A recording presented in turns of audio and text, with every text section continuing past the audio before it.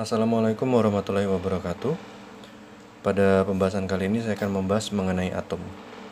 Sebenarnya nama atom itu dari mana sih asalnya? Kemudian saya juga akan membahas mengenai pemodelan atom menurut J.J. Thomson dan Rutherford. Silakan disimak ya.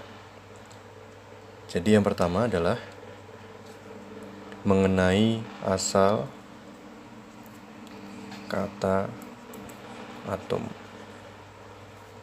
Kita belajar sejarah dulu. Oke. Nah, sekitar 2500 tahun yang lalu, artinya sebelum Masehi, 2500 tahun yang lalu sebelum Masehi, ada dua orang filsuf namanya Demokritus. Sebentar ya. Dan Aristoteles.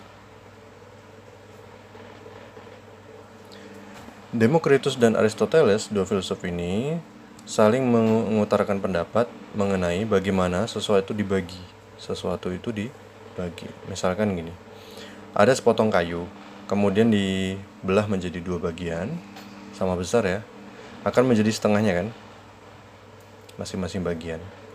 Kemudian dipotong lagi setengah, menjadi setengahnya, kemudian dipotong lagi menjadi setengahnya, dan seterusnya. Nah, pertanyaannya, apakah hal ini akan berlangsung selamanya? Nah, Demokritus bilang bahwa tidak. Hal ini akan berhenti hingga pada suatu titik di mana titik itu tidak dapat dibagi lagi. Tidak dapat dibagi lagi. Nah, Demokritus kan bukan orang Indonesia ya. Jadi dia bilang nggak seperti ini, tidak dapat dibagi, enggak. Dia bilang dengan nama sebutan ya, atomos, yang artinya tidak dapat dibagi. Atomos. Nah, Aristoteles di sisi lainnya dia mengatakan bahwa proses ini akan terus berlangsung selamanya, kata Aristoteles. Dan kebetulan pada saat itu Aristoteles ini merupakan filsuf yang terkenal, lebih terkenal daripada Demokritus, sehingga pemikirannya ini diterima oleh masyarakat pada masa itu. Nah, sangat disayangkan ya bagi Demokritus. Namun, pada tahun 1804, kimiawan ya, seorang kimiawan namanya John Dalton. Ini pada kenal semua mungkin. Kalau ada yang belum kenal, mari kita kenalan. Nah, John Dalton ini merupakan kimiawan. Dia pekerja keras ya, dalam hal kimia tentunya. Dia menemukan sesuatu mengenai eksperimen untuk unsur-unsur. Nah, pada saat itu misalkan ya, unsur-unsur kan udah banyak yang diketahui ya. Contoh aja di sini yang sudah kita kenal adalah emas ya, kemudian perak, kemudian ada besi, kemudian ada lead. Lead. Nah, menurut John Dalton sendiri mengatakan bahwa masing-masing unsur ini tidak bisa diciptakan dari unsur yang lain selain dirinya sendiri. Nah, artinya, misalkan emas, kalian gak akan bisa bikin emas dari besi. Fe ini kan besi ya. Misalkan kalian buat besi ini menjadi panas atau menjadi meleleh gitu, tapi kan tidak akan bisa merubah besi itu menjadi emas. Begitupun dengan perak. Ini perak. Kalian ubah perak ini menjadi emas, maka nggak akan bisa. Nah, seperti itu. Artinya, tiap-tiap unsur ini punya karakteristik tersendiri, punya dirinya sendiri itu. Nah, kemudian John Dalton juga menyatakan bahwa misalkan ada dua buah unsur, Na dan Cl, misalkan ini yang mudah ya, Na dan Cl, dilakukan reaksi kimia pada kedua unsur ini, maka akan terbentuk senyawa yang namanya NaCl. Natrium chloride. Sebelum menjadi senyawa NaCl, Na sendiri dan Cl sendiri merupakan unsur yang sifatnya beracun, sangat beracun. Nah, ketika pada proses reaksi kimia menghasilkan senyawa NaCl atau natrium chloride, nah NaCl ini merupakan garam dapur yang kita kenal sekarang ini. Nah, kalau kalian misalkan membuat tumisan gitu, ibu kalian menumis gitu di dapur, ketika kalian disajikan makanan dengan NaCl ini, maka kalian dipastikan tidak akan keracunan. Nah, seperti itu. Tapi kalau dibuat masakan tumisan kalian tuh melalui unsur Na dan Cl saja, maka ya hati-hati, kalau bisa jangan dimakan karena sangat beracun. Na beracun, Cl beracun. Namun ketika digabungkan menjadi natrium klorida, maka inilah garam dapur yang kita kenal sekarang. Nah, karena tadi pemikiran Joule Dalton mengatakan bahwa tiap-tiap unsur ini punya karakteristik yang unik ya, artinya di masing-masing unsur ini karakteristik itu merupakan bagian dari unsur itu. Artinya unsur ini memiliki suatu bagian yang terkecil, namun masih tetap pada karakteristiknya. Nah, bagian terkecil dari unsur itu disebut sebagai atom. Sesuai dengan yang ini, ya, atomos artinya tidak dapat dibagi, ini pun sama. Ketika ini kayu, potongan-potongan ini kayu, maka ini pun titik ini konsepnya masih kayu. Nah, artinya dia punya karakteristik tersendiri. Nah, John Dalton akhirnya akhirnya ya dia menyetujui bahwa rupanya Aristoteles ini tidak benar. Dan Demokritus yang benar dengan konsep atomosnya. Oke, kita sekarang lanjut ke pembahasan yang kedua. Pembahasan yang kedua atau konsep kedua ini ya, pemodelan atom. Pemodelan atom. Saya bahas yang pertama adalah J.J. Thomson. Pak J.J. Thomson orangnya sangat berdedikasi dan dia merupakan fisikawan.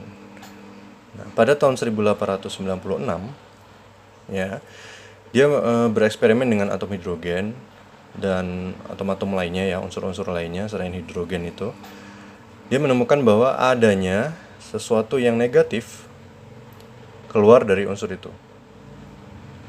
Padahal kita sudah tahu di masanya John Dalton mengatakan bahwa sebenarnya unsur-unsur ini ya, walaupun seperti ini terpisah-pisah ini, ya yang ini yang AU, AG, Fe, Pb ini dari keempat ini, itu masing-masing unsur-unsurnya itu stabil.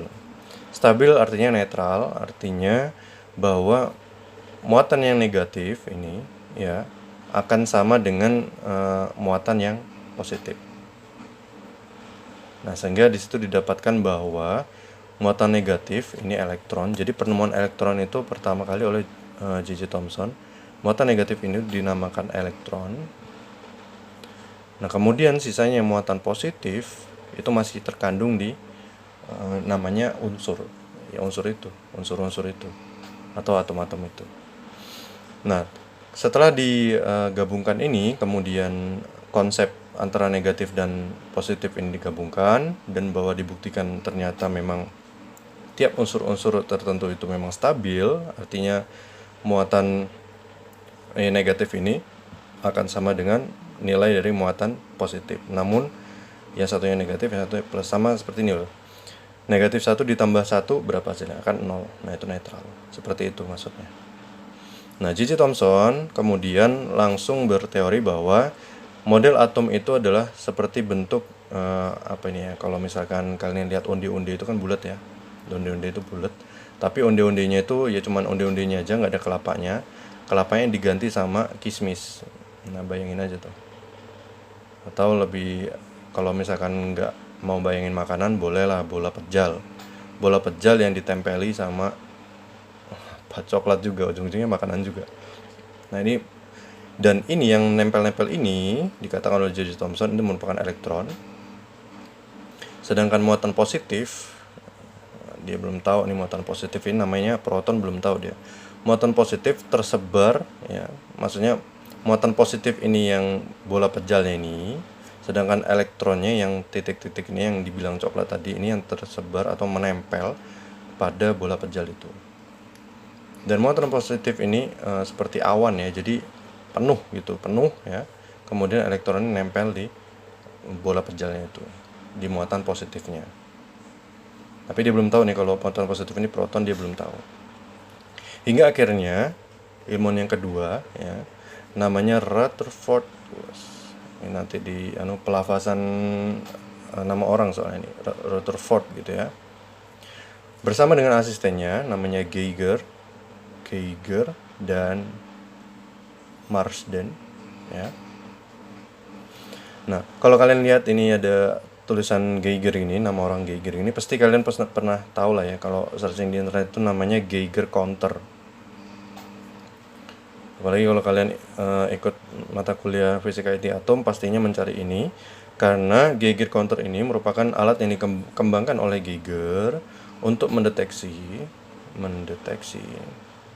adanya unsur yang sifatnya radioaktif. Nah, seperti itu. Oke, kemudian kita lanjut. Nah, Rutherford sebenarnya dia nggak percaya sih dengan ini sebenarnya dulu disebutnya plum pudding ya. Jadi plum pudding. Nah, kalau nggak tahu kan bingung tuh, cari aja di internet plum pudding itu seperti apa. Dia kalau di Indonesia tuh seperti undi-undi gitu loh. Undi-undi tapi bukan bentuknya aja bulat, tapi ya bahannya nggak tahu plum pudding itu seperti apa. Saya juga belum pernah nyicip. Nah, Rutherford ini ya datang dengan konsep yang berbeda. Jadi dia men-set gitu suatu percobaan, merancang gitu suatu percobaan. Caranya seperti ini. Dengan unsur yang namanya radium digabungkan dengan bromium. Nah, ini jadi radium bromide ya, akan memancarkan partikel alfa. Nah, kalau partikel alfa ini diketahui, partikel alfa merupakan partikel yang positif. Ya, partikel alfa merupakan partikel positif yang terdiri dari 2 proton, makanya dia positif, dan 2 neutron. Tapi 2 neutronnya ini nanti ditemukan setelah Rutherford. Jadi Rutherford juga nggak nemukan neutron. Jadi yang elektron ditemukan oleh J.J. Thomson, yang positif nanti namanya apa ditemukan oleh Rutherford, sehingga nanti disebut sebagai proton ini ya dari Rutherford ini. Nah, kemudian setelah buatlah radium bromide ini yang memancarkan partikel alfa, Rutherford meletakkan seperti apa ya? Seperti sebentar. Ini ada kertas. Jadi tipis seperti ini. Nah, ini emas tapi. Nah, ini emas. Emas ini diletakkan di sini. Kemudian nanti ditembakkan dengan sinar atau partikel alfa itu. Jadi partikel alfa ditembakkan ke emas. Nah, kemudian di sekelilingnya akan dipasang detektor, di mana nanti detektor itu bisa mendeteksi partikel alfa yang lewat, yang maksudnya yang di sini ya, yang nempel di detektor itu bisa dideteksi. Oh, partikel alfanya di sini. Nah, seperti itu. Kebanyakan dari percobaan Rutherford tembus ya. Jadi partikel alfa itu tembus gitu. Kemudian pada suatu ketika, ya nggak sering-sering ini, dia menemukan bahwa rupanya ada partikel alfa yang ke sana. Bahkan ada yang memantul kembali partikel alfanya. Nah, kemudian dia menyimpulkan bahwa ternyata sebagian besar dari atom itu, bagian besar ya dari atom, misalkan ini kan dia pakai atom emas ya. Pakai emas, ini emas, lempeng tipis emas, yang tadi tipis banget itu, lebih tipis dari kertas ini bahkan. Dia menemukan bahwa banyak ruang kosong, jadi banyak ruang kosong, tuh kan, makanya dia lewat aja lurus. Namun ada kalanya dia terpantul, ya partikel alfa ini terpantul seperti ini, melenceng dikit. Nah, karena ini positif, alfa ini positif, kemudian ini melenceng. Kemudian ada juga yang memantul. Jadi ketika pas di tengah, nembak pas di tengah, tek dia mantul lagi ke sini. Nah, kemudian konsep kelistrikan sendiri, kalau muatannya sejenis maka tolak menolak. Sehingga Rutherford menyatakan bahwa rupanya inti dari atom itu ya, dan inti itu sangat padat menurut dia, sangat padat, terdiri dari muatan positif yang kita kenal sekarang dengan sebutan proton. Nah, jadi itulah perkembangan dari model itu ya. Jadi asal mula kata atom itu dari mana, kemudian ini pemodelan atom 2 ini dulu.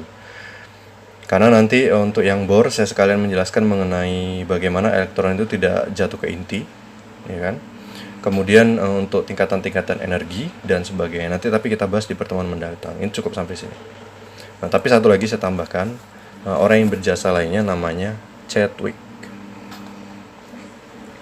Pak Chadwick ini ya, dengan set yang sama dengan Rutherford ini, hampir sama malah ya, itu menemukan yang namanya, jadi di tengah ini ya, nggak cuma proton, nantinya ditemukan satu lagi partikel yang namanya neutron. Nah, ini silakan bisa menjadi tugas nih, silakan kalian cari nanti Pak Chadwick ini dari mana dia bisa menemukan neutron. Sampai di sini pertemuan kita. Sampai jumpa lagi.